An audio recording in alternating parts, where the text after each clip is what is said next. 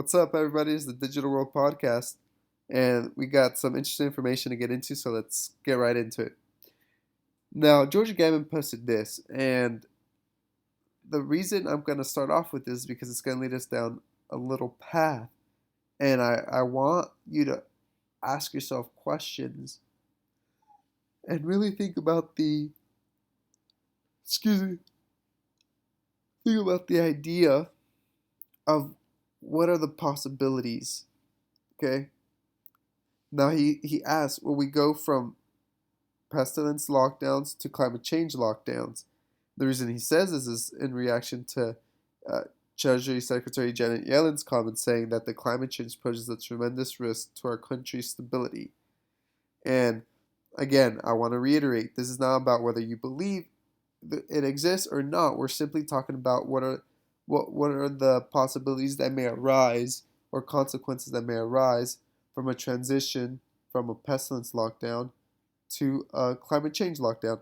Because this person said, hey, George, climate change is an existential threat, whether you believe it or not. If you don't believe, maybe you should shift your research focus. What is happening to the environment is far more important than what is happening in finance. But he responds, maybe, but it doesn't supersede freedom. Government imposed lockdowns for any reason whatsoever should be condemned regardless of your views on climate change. Okay? So right now we're not discussing what your beliefs are, it's just exploring the possibilities.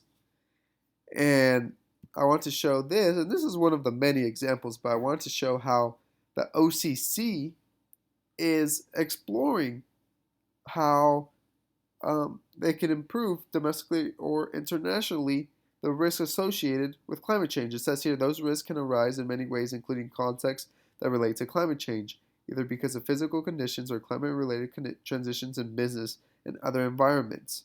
Okay, accordingly, in common with others, we're developing our knowledge of the risks in this area by engaging with relevant stakeholders. Okay, and now here it says the agency is actively domestically and internationally on issues related to climate change, and we participate in the committee for in the Basel Committee on Banking Supervision's Task Force on Climate-Related Financial Risk. So they're well involved with it domestically and internationally, like I said.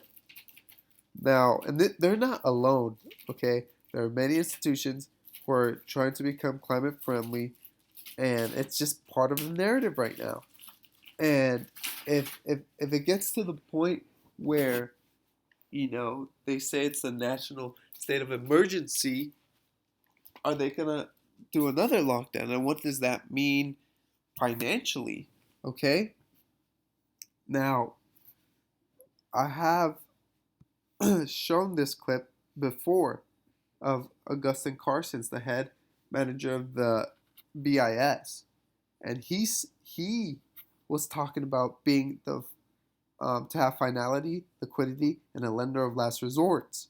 And we know with this boom and bust cycles, which I'll later play a short clip by George Gammon, we see that the Federal Reserve or all these central banks have done boom and bust cycles, and each cycle they gain more and more control. So by having a climate lockdown, would that be one of the final straws to give them ultimate control? First, let me play this video by Augustin Carson's to give you an idea of what they look to become in the near future. And then I'll go ahead and show you a video by George Gammon showing this possibility. Now, take a listen.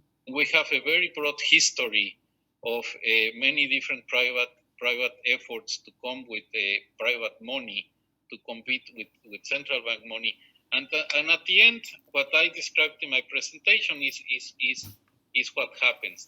At some point, you need to have a finality, you need to have liquidity, intraday liquidity, and at some point you need to have a lender of last resort.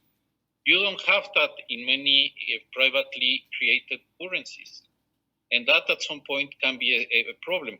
Now, if you apply that at the national level, at some point you will fall into that problem. And therefore, the issue is, why should we invent again something that works Now let's build on that and let's open up the system so that private innovation can make it even better. Okay, and you heard that straight from Augustine Carson's. Now let's go to George Gammon and see how the Fed creates bigger boom and bust cycles, and that every time we have a bust, they buy more assets. Okay, and he says, at what point do they own or have a claim on everything? And remember, the World Economic Forum said you'll own nothing and be happy. So then, who's in control? Who owns everything? Well, if the Feds, the central banks, are buying everything out, I would assume central banks would be in ultimate control, right? Because they own everything. Let's see what he has to say. What would happen if we had a GFC 2.0?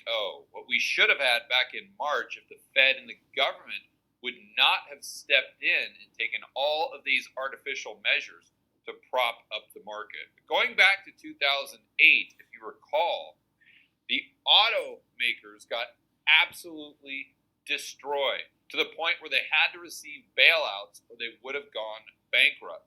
And the housing market went down by 50%. But now it's different. In 2020, corporate debt is at all-time highs. The balance sheets are far worse than they were back in 2008. Also, consumer debt, very close to an all-time high. And we know housing prices are definitely at all-time highs in most major markets in the United States. People have been using those just like ATMs, like they did in 2006. Our whole entire economy is built on asset prices, debt, and confidence. And really, it's all about asset bubbles. And if you don't believe me, just think through what would happen if asset prices in the United States went down by 50% and just stayed there. Our economy is 70% consumption. How much consumption is a result of high asset prices?